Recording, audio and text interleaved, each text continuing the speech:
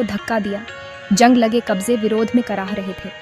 जैसे ही वे आगे के बरामदे की ओर पैर रखते थे, उनके कदम खामोशी में गूंज रहे थे। हवा का हर झोंका उनके नाम फुसफुसाता हुआ प्रतीत हो रहा था, उन्हें करीब आने का आग्रह कर रहा था। रिया ने सामने वाले दरवाजे की ओर इशारा किया। यह एक कब्जे से लटका हुआ था, एक खुला हुआ मुंह उन्हें अंधेरे में बुला रहा था। जैसे ही उन्होंने अंदर कदम रखा, ठंडी हवा का झोंका उन्हें लगा। घर से पुरानी किताबों और भूली हुई यादों जैसी पुरानी सी गंध आ रही थी। दीवारों से मकड़ी के जाले चिपके हुए थे और हर जगह धूल जमी हुई थी। मेरी मदद करो। रिया ने आरव का हाथ पकड़ लिया। उसकी आंखें दहशत से फैली हुई थीं। फुसफुसाहट हर जगह से और कहीं से भी नहीं आ रही थी। सावधानी से वे ध्वनि का पीछा करते रहे। उनकी टॉर्च की रोशनी धूल भरे फर्नीचर पर नाच रही थी। उन्होंने खुद को एक छोटे धूल भरे कमरे में पाया। एक पुरानी डायरी मेज पर खुली पड़ी थी। को धक्का दिया।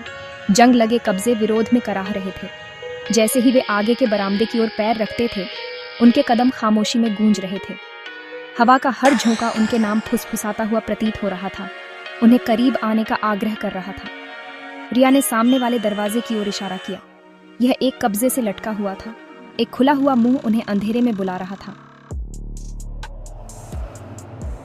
जैसे ही उन्होंने अंदर कदम रखा, ठंडी हवा का झोंका उन्हें लगा। घर से पुरानी किताबों और भूली हुई यादों जैसी पुरानी सी गंध आ रही थी।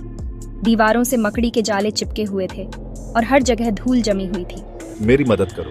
रिया ने आरव का हाथ पकड़ लिया। उसकी आंखें दहशत से फैली हुई थीं। फुसफुसाहट हर जगह से और कहीं से भी नहीं आ रही थी। सावधानी से वे ध्वनि का पीछा करते रहे। उनकी टॉर्च की रोशनी धूल भरे फर्नीचर पर नाच रही थी। उन्होंने खुद को एक छोटे धूल भरे कमरे में पाया। एक पुरानी डायरी मेज पर खुली पड़ी थी।